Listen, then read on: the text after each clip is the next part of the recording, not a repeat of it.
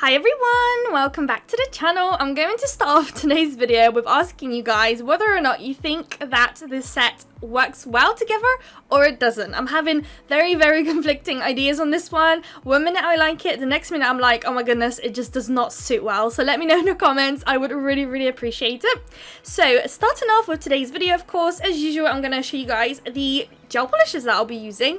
So I already showed you the baby blue color. It's literally called baby blue and it's from Madam Glam. The name fits it very well. It is a very beautiful baby blue, and we'll be using some of my favorite nude once again in today's video. It's the Cloud Beauty N17 shade. It's the most ideal nude ever. If you've never tried it before, I highly recommend. The gel polishes are very affordable and the best nude you ever try. Trust me on that one.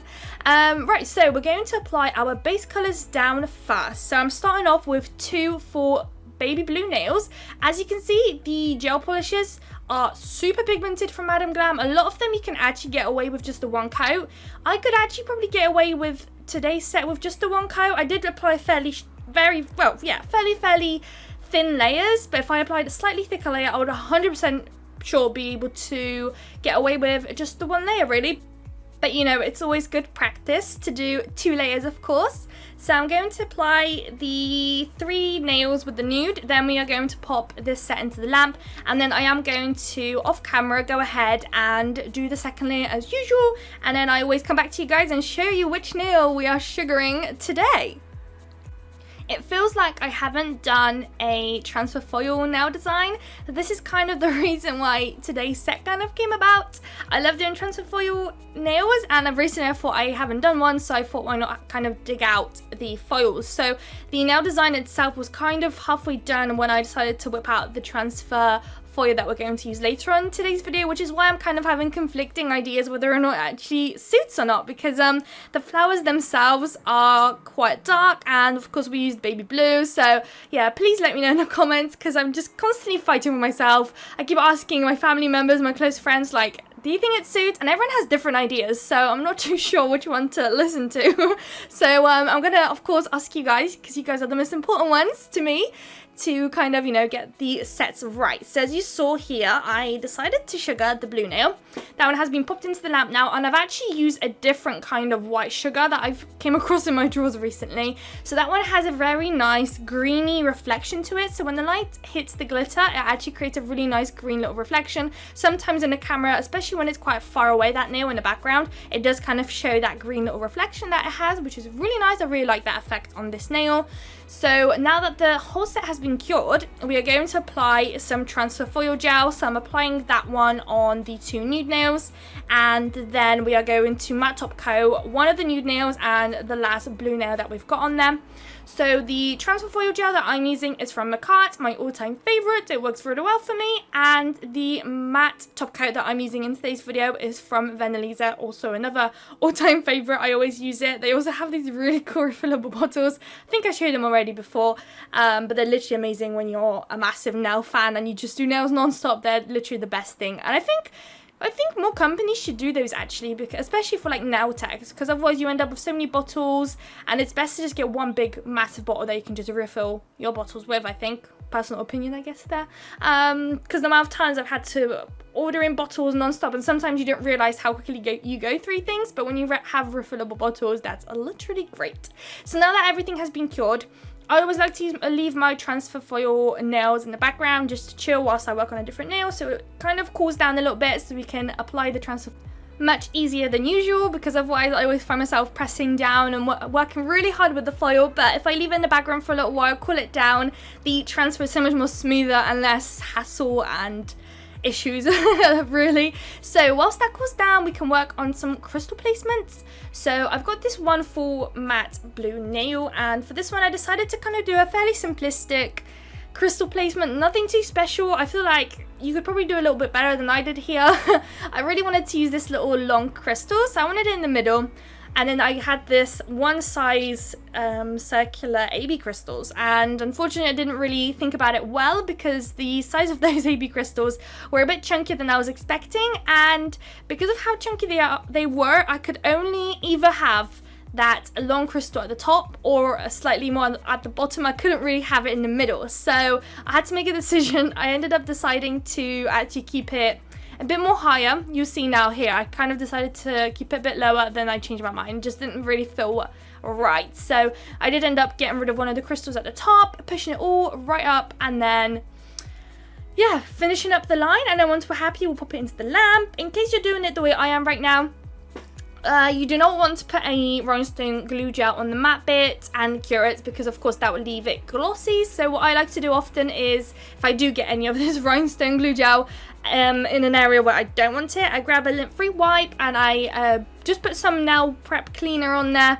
and just wipe away any area that I, don't want any glue on there, and it comes right off and it's amazing. And that way you don't have any shiny random little bits. Of course it's quite difficult when you've got it very close to the crystals. You need to make sure you don't hit them, but it's all doable. It's all great. So here is what the nail's looking like. It's gone into the lamp, and here are the foils. So it's gone into the lamp and cured. So as you can tell, it's been, the nails that are going to have the foil on have been sitting around for a little while now. So you see how quickly and nice the transfer is going to be. So here I'm kind of aligning the foil however I want it. So it's a beautiful foil. I love this one. I really like the flowers, especially when they're matte top coated. Those flowers pop so nicely. So they're blue flowers with some little white flowers in there too. And of course we've got some greenery as well. I feel like the greenery is the bit that kind of maybe throws today's set off a little bit. Like I said, please let me know. I'm a bit distraught about this. But yeah, look how quickly it's coming off. There's always going to be that tiny little area that doesn't transfer too well, but literally just pop it straight back as you're pulling it off and just kind of press it. You don't even have to press it that hard really, but press it as much as you want to, and then it will just transfer like a little dream, I promise you. So I'm just going to press down again on this one, take it off, and we will be basically ready for matte top coating, although I don't know whether that is the next step we end up doing. So after those foils are done, we will only need to top coat those, and those are done. The most work is coming up now for that middle nude nail. So that one is actually going to have quite a bit of crystal placement. We're going to be playing about with some AB crystals, which can be a little pain. I'll show you guys later in a moment what exactly I do. And we're also going to do something that you'd usually do during Christmas, where you put the gel polish on and then sprinkle some clear acrylic on the nail design. But today I decided to chuck it in today and just literally, I don't know, I just felt like I was popping all different sort of techniques into one set and hoping for the best. So yeah, I just don't feel like this is probably one of my best ones, but like I said, please let me know in the comments. So we are matte top coating now quickly the two nude nails. Once they are done, they're literally all done now. The very last nail is the nude nail. So for the nude nail, I am going to place some of that baby blue on my little plate. We are going to use a nail art brush, and we're going to create some lines kind of only halfway up the nail. You'll see in just a moment what I'm going to do. So I'm going to start off with a slanted line going from one end to the other, and then once I'm happy, I'm going to pick a side. So here I picked the right side and just kind of, I don't know how to explain it. So one side is going to be much thicker than the other, and then we're going to fill it in, and then we're going to just repeat that process but flipping it around. So the next line that we create is going to be, of course, slightly below this one that we've done there, but the thicker part is going to be on the left hand side. You'll see me doing that right here. So once you're happy with all the lines you've created and how far up you want them, make sure that you don't cure it, because we are going to be sprinkling on some clear acrylic on top of that to create this really cool matte look and like a 3D vibe to it in a way. You will see later on I did mess up a little bit. I ended up touching it, and I just feel like everything just completely went wrong, because as much as you're sprinkling clear acrylic on there, you do still need to cure it, of course. And by accident I ended up tapping it and creating a little dent in there, so I ended up actually applying some more gel on top of it, sprinkling more acrylic, which made it a bit more bulkier, and then with my finger I tapped it down, and it just ended up looking perfect, as if nothing ever happened. So if that happens to you guys, that's the little trick. I wish I did leave that in the video. I didn't actually do that under the camera, so if I did, I would have left it in to kind of show you ways to fix it once that happens.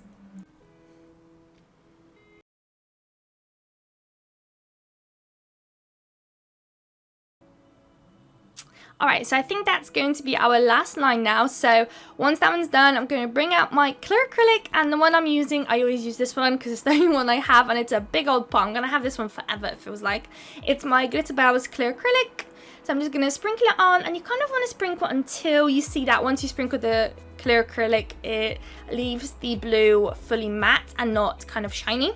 So this blue stuff now is all nice and cured, so we can tap it, touch it, and I've also used a little brush to kind of get rid of any excess acrylic powder that we had on there. So now I'm using a little brush to pick up some more rhinestone glue gel. I don't know if I've mentioned, but the one I'm using today is the Macart rhinestone glue gel. Was the one I always use. I feel like it's a fairly popular one, so I'm sure you guys have came across it or seen it at some point somewhere. And so I'm doing like a slanted line, following kind of the idea of that last blue line that we've created. So kind of following that slanted idea. And I'm going to place one, out of all the crystals, the bigger one in the middle. And then it's going to be followed by 2 slightly smaller crystals on either side. You can choose how small or how big you want to go. But I went for those. And then the rest of the line that I've already put the rhinestone glue gel on, I'm going to cover up with the AB crystals. Not AB crystals, the Caviar crystals. I can't talk, I swear. So I'm using my, kind of the brush that I used to pick up the rhinestone glue gel, and I'm just picking up all the beads, going to place. It's a very time consuming process, but it does kind of create a really cool effect for sure. So I think, speed this up quite a bit. This is a very fiddly, very time consuming process, but like I said, it's sometimes so worth it. Sometimes I dread doing a video with Caviar beads because I just don't know how to show you guys whilst still entertaining to a degree. Like, I feel like I just don't want to bore you guys, so I do try and kind of fast forward it as much as possible. So once I apply all the Caviar beads and I'm happy with it, I do pop it into the lamp. I wasn't too sure if I was going to like the color of those Caviar beads. They are kind of not really gold, they're kind of a bit more on the rose gold kind of side, and I wasn't too sure, kind of almost like a coppery kind of color maybe. I wasn't too sure, but once they're applied, they actually don't look that bad, which is great, and they kind of do fit in quite nicely. I'm often the one to pick up a silver Caviar bead more than the gold or like a coppery rose gold kind of color, but why not? This is the first time I was actually using them, and you can probably tell because there's a bunch of them still in the pot. So once I've got the lines all like I want them, this is the tool I use to kind of straighten up my lines. It's literally the best if you're struggling and trying to get your Caviar beads as straight as possible. This is the tool I like to use. And so once I got it how I want it, I'm going to pop it into the lamp, and then after it's done, we do have one more little crystal bit to do for this nail. So the last crystal bit is actually quite easy. I just decided to do a little cluster at the top on the left hand side of this nail. So I'm going to pop a big AB crystal in the corner and followed by 2 slightly smaller crystals on either side, and then in between those AB crystals I'm going to pop some Caviar beads as well. So I was thinking about popping the Caviar beads in between the 3 crystals that we've got right there in the middle, but I just felt like it was going to be quite the mess because I'm going to end up placing some rhinestone glue gel in the area, and then I'm going to get it a bit over for sure, and it just felt like it was just going to be hassle free if I just skip that one, especially because of course we already matte top coated. But if you were doing this before matte top coating, I would highly recommend, because it does add that little extra touch, and also the Caviar beads that I'm using are very tiny, so it would have just created a lot of hassle for me to place them in between there. That's kind of why I skipped it. So here are the 1 big crystal in the corner followed by 2 on either side, and now we're going to apply the Caviar beads in between those, and job done. So I'll let you guys watch this bit quickly, and I'll come back to you guys once the Caviar beads have been applied.